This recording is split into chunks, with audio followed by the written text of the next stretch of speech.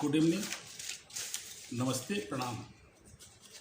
मैं रामोद Singh, SLA legal adviser, आज आपके बीच में कुछ कोर्ट केसेस जो इंश्योरेंस क्लेम से रिलेटेड हैं उन पे थोड़ी जानकारी या प्रकाश डालने की कोशिश करेंगे, समझने की भी कोशिश करेंगे और फर्दर जिससे ये डिसीजन भी लिया जा सके कि हाँ ऐसा ऐसा केस हो तो क्या करना चाहिए।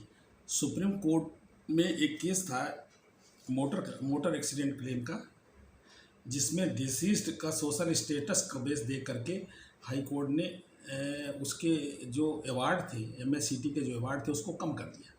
अच्छा, उसको कम कर दिया तो वो अपील के लिए सुप्रीम कोर्ट चला गया। जब सुप्रीम कोर्ट गया तो सुप्रीम कोर्ट ने हाई कोर्ट को गलत साबित किया और उनको जो है ना क्रिटिसाइज़ किया कि आप किसी भी ऐसे आदमी का जिसका कोई सैलरी का एविडेंस ना हो या उसकी कमाई का कोई एविडेंस ना हो तो उसको नोशनल बेस पे आप नहीं कर सकते। और उसके पैसे को जो उन्होंने कम कर दिया था, MSCT ने जितना पास किया था उसको अपहेल्ड कर दिया।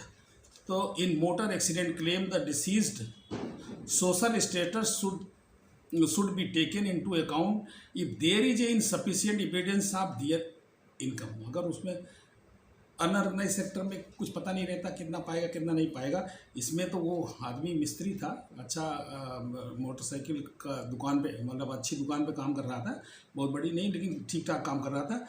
तो उसमें कुबरा बीवी वर्सेस ओरिएंटल इंश्योरेंस का केस था। Supreme court wise dissatisfaction with high Court's methodology in assessing the evidence. जो उसके एविडेंस को असेस करने में हाई कोर्ट ने किया, उस पर क्रिटिसाइज किया सुप्रीम कोर्ट ने।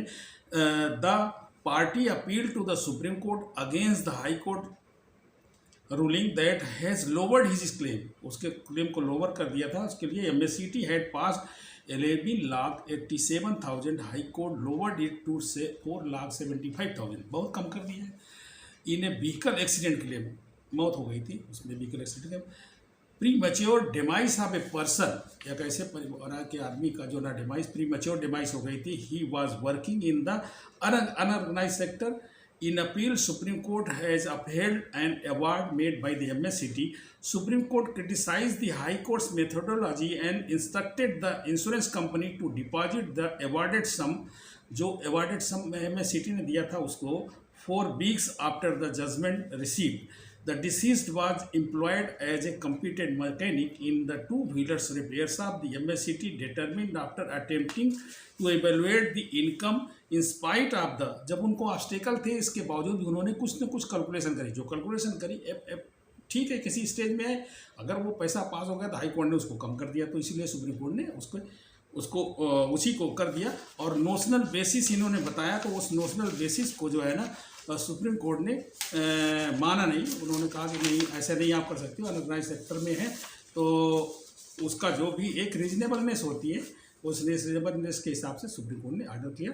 और तो इससे लगता है कि जो भी कैलकुलेशन नीचे लेवल में होती है, बीच में भी लोग उसको कम करने की कोशिश कर देते हैं, या जैसा प्लीड कर लिया जाता है वैसा भी हो जाता है। अच्छा, बिजनेसमैन एक दूसरा केस है। ये केस तो हो गया, इसमें आपने समझ लिया। दूसरा केस है businessman arrested for killing look like to claim insurance. एक उसके चेहरे से मिलते जुलते आदमी को मर्डर करके अपने मरने का क्लेम जो है ना उसकी अपनी बीवी के माध्यम से केस किया था। अब उसकी बीवी जो है ना रन पे है, भाग रही है। ये करंट का ही केस है, शायद इधर साउथ इंडिया का है।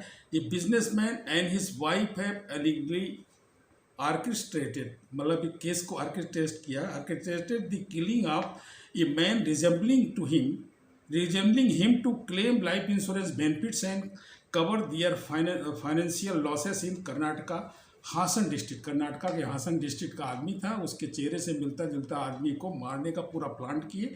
मतलब आर्केस्ट्रेट करने का मतलब है कि पूरा ड्रामा बनाया। ड्रामा बनाने में क्या हुआ, उस आदमी को अपनी गाड़ी में बैठाया, गाड़ी में बैठा करके कहीं ले जा रहे थे और सही टायर पंचर या फ्लैट होकर के दिखाने के चक्कर में गाड़ी बाहर उतरने के बाद उसने बोला कि आप पंचर बनवा दोगे, मतलब जो भी है झुक करके जैसे बनने लगा, उसको धक्का दे करके दूसरे ट्रक वाले को सेट कर रखा था। वो ट्रक वाला उधर से आ रहा था, कोई नायक करके ड्राइवर था, उसने उसके ऊपर चढ़ा करके उसे मार दिया। उसका क्रिमेशन भी उसकी पत्नी ने किया।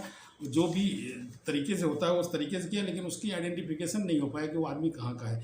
ये पकड़े गए, पत्नी भी पकड़ी गई, आदमी पकड़े गए, सारे लोग पकड़े गए, पुलिस इनके पीछे लगी हुई है। ये she also performed a funeral rite for him. Gowda had purchase several LIC की बहुत सी पॉलिसियाँ ले रखा था, वो सभी पॉलिसियों के पैसे लेने के चक्कर में ये ऐसा सब किया कि मर जाएगा, उस आदमी को दिखा करके अपना गायब हो जाएगा। गायब होने के बाद जो ना जब पत्नी पूरा पैसा ले लेगी, उसका फाइनेंशियल लॉस जो हुआ है उसको वो रिकवर कर लेंगे और फिर कहीं दूसरी जगह चले जाएंगे, सब बेच बांध देंगे, जो भी है उनका प्लान रहा होगा। और प्लांटेड चीज़ें थी ही, ऑर्केस्ट्रेटेड आइटम थे ही। तो police said Gowda and the Shilpa Rani ल्योड the victim. वो बेगर था, ये भी समस्या देखिए कि वो बेगर था, मतलब भिखारी टाइप का आदमी था, और उस बेचारे को ले जा करके उसको मार दिए। तो यहाँ पे जो है ना इन्होंने क्या नाम से पुलिस ने पकड़ा। और ऐसे भी केस इंश्योरेंस लेने के लिए आ जाते हैं, कई बार सुसाइड भी इसी तरह के गलत सुसाइड में मिल जाते हैं। एक और है नॉन लाइफ का क्लेम है, मेडिक्लेम। एक कुलविंदर सिंह नाम के हेल्थ बीमा के बीमा धारक को अचानक पेट दर्द हुआ और उसकी स्थिति बिगड़ती गई। उसे दयानंद मेडिकल कॉलेज और हॉस्पिटल में भर्ती कराया गया, जहां उन्हें पैनक्रियाटिक डिजीज़ का इलाज हुआ। मतलब पैनक्रियाटिक डिजीज़ का इलाज मतलब उसको दर्द हुआ, पेट दर्द हुआ होगा, हो सकता है। अच्छा, उसको नॉर्मल लूज मोशन भी हुआ, पेट दर्द भी हुआ और फीवर भी आ गया।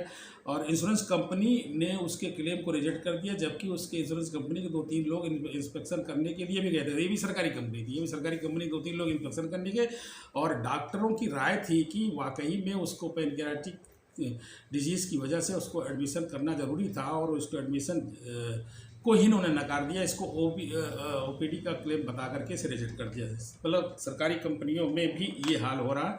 इंश्योरेंस कंपनी के 2 कर्मियों ने अस्पताल को विजिट भी किया था और रिकॉर्ड भी चेक किए थे, लेकिन आउट पेशेंट इलाज की बात करके कैशलेस को मना कर दिया था। और उसके बाद और उसने पैसा कौड़ी उधार लेकर के अपना जो पेमेंट किया होगा, ज़्यादा पैसा नहीं था, लेकिन 79,606 रुपये भी बहुत होता है किसी भी गरीब आदमी के लिए, छोटे आदमी के लिए।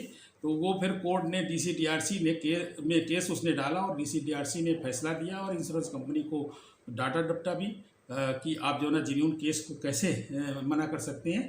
और वाकई में जेन्युइन केस को मना करना एक थोड़ा सा लगता है कि ये लोगों के साथ अन्याय हो रहा है, क्योंकि इंश्योरेंस कंपनियों के पास जो पैसा है वो पब्लिक का ही पैसा है। और पब्लिक को जब कोई जेन्युइन केस आ गया उसका, तो उसको अगर रिजेक्ट कर दिया जाता है तो लगता है कि कंपनी ओवर मास्टरी कर रही है। मास्टरी नहीं, ओवर मास्टरी कर रही है, कंपनी के लोग ओवर मास्टरी कर रहे हैं। इम्प्लॉय भी मान के चलते हैं कि हम लोग जो है ना मास्टर है, हमें कोई कुछ बोल नहीं सकता है। लेकिन अब ये है कि कुछ कोर्टों के पास बहुत बड़ी पावर नहीं है, और इंश्योरेंस कंपनियों में प्राइवेट सेक्टर में भी धांधली चल रही, गवर्नमेंट सेक्टर के अधिकारियों की धांधली चल रही है। वो अपने मन मर्जी से काम करते हैं और लोगों का क्लेम रिजेक्ट कर देते हैं। तो आशा है कि आपने 3 केसों से थोड़ा बहुत तो आइडिया लिया होगा, और केसों के साथ फिर दोबारा दूसरी वीडियो में आऊँगा। धन्यवाद, थैंक यू वेरी मच।